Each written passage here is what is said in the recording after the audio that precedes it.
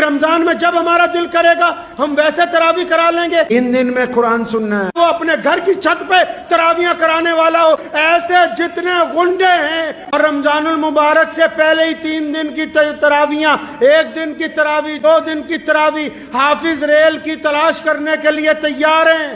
السلام علیکم ورحمۃ اللہ وبرکاتہ۔ امید ہے انشاءاللہ آپ سب خیریت سے ہوں گے۔ آخر تراویح پڑھانے والوں پر شاہی امام پنجاب کے کیوں بھڑک رہے ہیں؟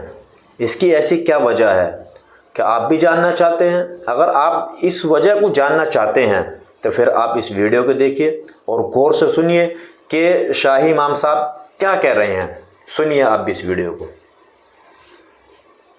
رمضان میں جب ہمارا دل کرے گا ہم ویسے تراویح کرا لیں گے۔ ان دن میں قرآن سننا ہے، وہ اپنے گھر کی چھت پہ تراویح کرانے والا ہو، ایسے جتنے گنڈے ہیں، اور رمضان المبارک سے پہلے ہی 3 دن کی تراویحاں، 1 دن کی تراویح، 2 دن کی تراویح، حافظ ریل کی تلاش کرنے کے لیے تیار ہیں۔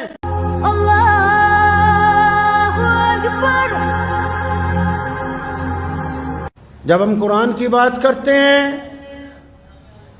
تو ایسا لگتا ہے کہ ایک روشنی کا مینار نظر آ رہا ہے جو ہمیں راستہ دکھا رہا ہے، لیکن اس کے ساتھ ساتھ ان ٹھیکیداروں کو دوبارہ یاد کرواتا چلوں جو دنیا میں اب نام نہاد ٹھیکیدار بن گئے اسلام کے، جو اگر قرآن پاک کو اگر کوئی غیر مسلم کچھ کہہ دے یا کر دے تو پھر شور مچاتے ہیں، اور رمضان المبارک سے پہلے ہی 3 دن کی تراویحاں، 1 دن کی تراویح، 2 دن کی تراویح، حافظ ریل کی تلاش کرنے کے لیے تیار ہیں۔ جو اسلام کی روایتوں کو اپنی دولت کے بل پر کہ ہم تو مسجد تک چل کے جا نہیں سکتے، ہم تو اپنے گھر میں امام بلا کے یہیں پر تراویحاں کرواتے رہیں گے، کرواؤ پھر اپنے گھر کے اندر تراویحاں۔ اللہ تبارک و تعالیٰ کو ایسے لوگوں سے کچھ لینا دینا نہیں جو جان بوجھ کے اسلام کی جمعیت کو، اسلام کے اتفاق کو، مساجد کی رونقوں کو کم کرنا چاہتے ہوں۔ یہ اللہ تبارک و تعالیٰ کی رضا نہیں حاصل کر رہے، یہ قرآن پاک کی بیعت بھی کرنے کی کوشش کرتے ہیں۔ 3 دن میں قرآن سننا ہے، اچھا جی باقی کے 26 دن کہاں جانا ہے آپ نے؟ نبی علیہ السلام نے تو کہا کہ سارے رمضان میں تراویح کے اندر اللہ کا قرآن پڑھو، پورے رمضان میں اللہ تبارک و تعالیٰ کی قرآن کی تلاوت ہونی چاہیے، نمازوں میں قرآن ہونا چاہیے، وطروں میں قرآن ہونا چاہیے، چلتے پھرتے تلاوت ہونی چاہیے، مسجدیں قرآن کے ساتھ سجا دی جائیں، 24 گھنٹے قرآن پڑھنے والوں کی آوازیں آئیں۔ تم اپنی دولت کے بل پر اسلام کے اندر گنڈا گردی کرنا چاہتے ہو، تم رئیس بن گئے ہو، اس لیے تم چاہتے ہو کہ ہماری کوٹھی پر تراویحاں ہو جائیں۔ زیادہ دولت کا غرور آ گیا ہے کہ شاید پیسے کے بل پر ہم جو کریں گے اپنے گھر میں ہی جمعہ کروا لیں۔ جن جگہ مساجد کی کمی ہے وہاں کئی جمعے اب بھی ہوتے ہیں، لیکن کچھ علاقوں میں، کچھ نئے شہروں میں جہاں انڈسٹری آئی تو کئی ترم خواہوں نے کہا جی ہم تو اپنے گھر میں ہی جمعہ کروا لیں گے، تو بس پھر وہ تمہارا ہی ہوا، جو پڑھنے والے ہیں ان کا نہیں ہوا ہے۔ مفتی کو دھوکہ دے سکتے ہو، اللہ کو دھوکہ نہیں دے سکتے۔ اپنی طرح کا مسئلہ لکھ کے، اپنی طرح کے سوال لکھ کے، اپنی مرضی کے سوال جوڑ توڑ کے، اپنا الو سیدھا کرنے کے لیے کسی دارالفتاء والوں کو تو نعوذ باللہ کہیں نہ کہیں کمی بیشی کر کے گمراہ کر سکتے ہو، لیکن وہ رب جو دلوں کا حال جانتا ہے، جس رب کے کریم رسول نے کہا اور جس حدیث کو پہلی حدیث کا درجہ دیا، جس حدیث کو امام بخاری نے سب سے پہلے لکھا، جس میں رسول اللہ نے کہا او کما قال النبی علیہ السلام انما الاعمال بالنیات، فرمایا تمہارے اعمال کا دار و مدار نیت پر ہے۔ اگر نیت صرف اپنی شہرت ہے، اگر نیت صرف اپنی انا ہے، اگر نیت صرف دوسروں کی بے عزتی ہے، اگر نیت صرف اجتماعیت کو توڑنا ہے، اگر نیت صرف اپنی ڈیڑھ اینٹ کی مسجد بنانا ہے، تو تمہاری قسمت میں صرف وہی لکھا ہے، اللہ کی رضامندی تمہارے ساتھ نہیں آنے والی ہے۔ اسی پہ ٹکے رہو۔ پھر جھوٹا قرآن کا نام لینے سے قرآن کا داعی نہیں کوئی بن سکتا۔ اپنی مرضی سے اسلام کو چلانا چاہتے ہیں کہ رمضان میں جب ہمارا دل کرے گا ہم ویسے تراویح کرا لیں گے. اپنا لب و لہجہ دستور محمد الرسول اللہ کا ہے, دین محمد الرسول اللہ کا ہے, قاعدہ محمد الرسول اللہ کا ہے, عمل محمد الرسول اللہ کا ہے, اور یہ قرآن محمد الرسول اللہ کا ہے. کوئی کتنے سے کتنا بڑا مائی کا لال کیوں نہ آ جائے, رسول اللہ کے طریقے کو تبدیل نہیں کر سکتا ہے. تو جن کو اور بھی شوق ہے لدھیانے جیسے شہر میں یا کئی انڈسٹریل شہر ہیں کہ نہیں جی ہم تو قریب میں ہی سن لیں گے. حضرت عبداللہ ابن مختوم رضی اللہ تعالیٰ عنہ نابینا ہے, نابینا صحابی, آنکھوں سے نظر نہیں آتا, مسجد نبی صلی اللہ علیہ وسلم تک آتے ہیں, ٹھوکر لگتی ہے, گر جاتے ہیں. ایک دن کہا یا رسول اللہ اگر آپ کہیں میں گھر پہ نماز پڑھ لیا کروں, مجبوری ہے, پریشانی ہے, اور مجبور کے لیے تو حکم بھی ہے. تو اللہ کے نبی نے کہا بالکل ٹھیک ہے, مجبوری ہے بڑی, ابھی باہر بھی نہیں نکلے, جبریل آ گئے, فرمایا یا رسول اللہ اللہ کہتے ہیں آپ نے ان کو کیوں گھر پہ کہہ دیا نماز پڑھنے کے لیے, ایسے ہی لوگوں کی وجہ سے تو دوسروں کی بھی نماز قبول ہوتی ہے.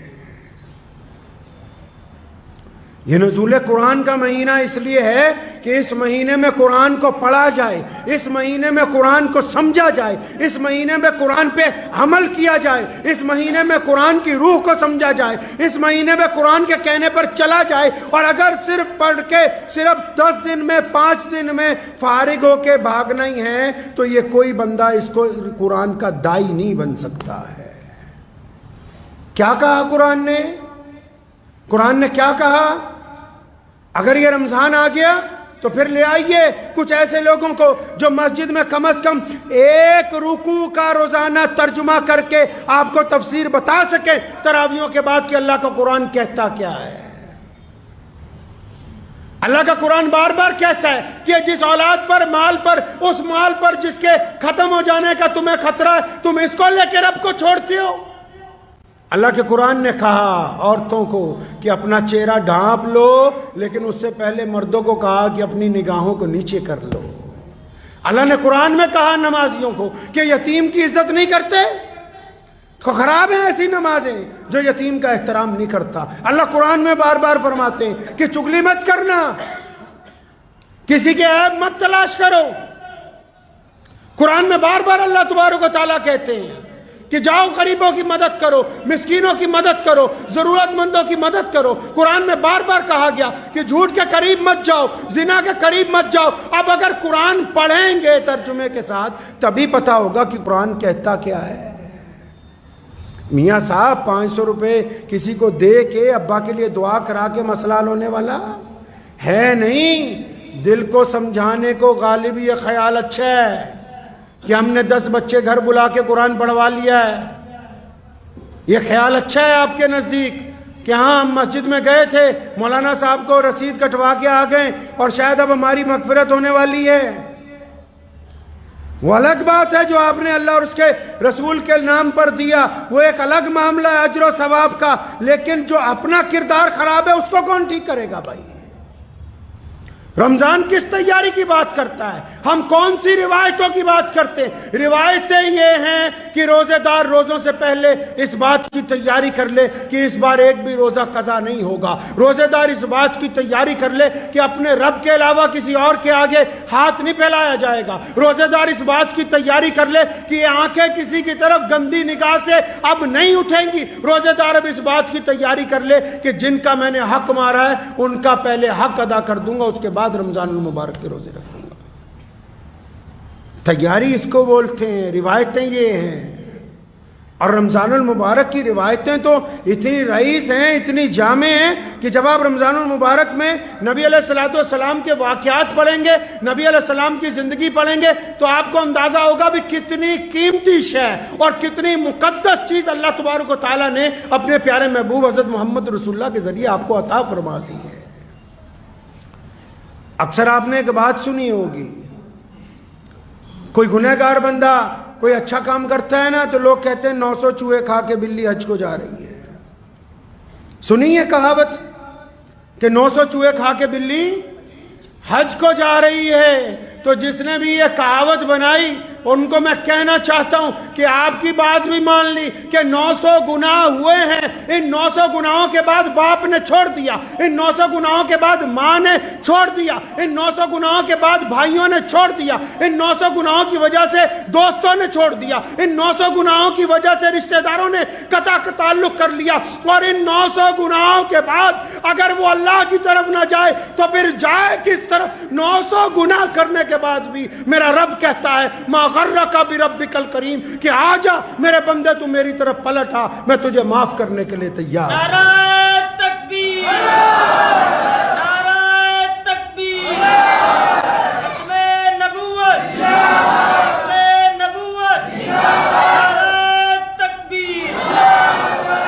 تو ذہن نشین کر لیجئے اس بات کو کہ ہم نے رسم نہیں نبھانی اس مرتبہ، ہم اپنے کردار سے روایتیں نبھائیں گے، ہم رمضان میں مظلوموں کی مدد کریں گے، ہم اپنے منہ میں لقمہ ڈالنے سے پہلے غریب کا خیال رکھیں گے، ہم وقت پر پابندی سے نماز پڑھیں گے، اور جو تجارت کرتے ہیں قرآن کی رمضان کے اندر اور جو مذاق اڑانا چاہتے ہیں، چاہے وہ کوئی متولی ہو، چاہے وہ کسی مسجد کا پردھان ہو، چاہے کسی بڑی سوسائٹی کا ذمہ دار ہو، چاہے وہ اپنے گھر کی چھت پہ تراویاں کرانے والا ہو، ایسے جتنے غنڈے ہیں ان کے پیچھے نماز پڑھنا اور وہاں جا کے اپنے رمضان کی تراویوں کو خراب کرنا، اس بات کو طے کر لیجئے کہ جو بھی قریب کی مسجد ہوگی وقت نکال کے اس مسجد کی زینت بنیں گے، تاکہ یہ مسجد بھی کل کو کہہ سکے قیامت والے دن کی عبد الرحمن رمضان کی تراویاں میری زمین پر پڑھتا تھا۔ ہو سکتا ہے کہ بہت سارے لوگوں کو میری اس بات پہ اعتراض ہو کہ جی حافظ بہت زیادہ ہیں، اتنے حافظ کہاں جائیں گے، مسجدیں بھی کم نہیں ہیں، مسجدیں بھی کم نہیں ہیں۔ اور ہمت کیجئے، ایک میں 2 بار سن لیجئے، مسجدوں کی بھی تعداد کم نہیں ہے، اور اگر کم پڑ رہی ہیں تو اور بناؤ، اللہ کے گھر اور بناؤ، تاکہ یہاں لوگ علم حاصل کریں، عبادت کریں، بچے تعلیم حاصل کریں، لوگوں کی طرف پیغام محبت بڑھتا ہوا جائے۔ لیکن یہ نہیں ہو سکتا کہ ہم دستور کو بدلنے کی کوشش کریں، دستور کو تبدیل نہیں کیا جا سکتا ہے۔ یہ اسلام کی یہی تو بات ہے، پوری دنیا میں اب تک جتنے دستور بنے، بڑی بڑی حکومتیں بنی، جو نئی حکومت آئی اس نے پچھلے والے کا دستور بدل دیا، جو نیا بندہ تخت پر بیٹھا اس نے پہلے والوں کا دستور بدل دیا۔ یہ محمد رسول اللہ کا دین ہے اور اس پر رسول اللہ نے مہر لگا دی، سونے محمد صلی اللہ علیہ وسلم نے مہر لگا دی، کمپلیٹ کر دیا مکمل۔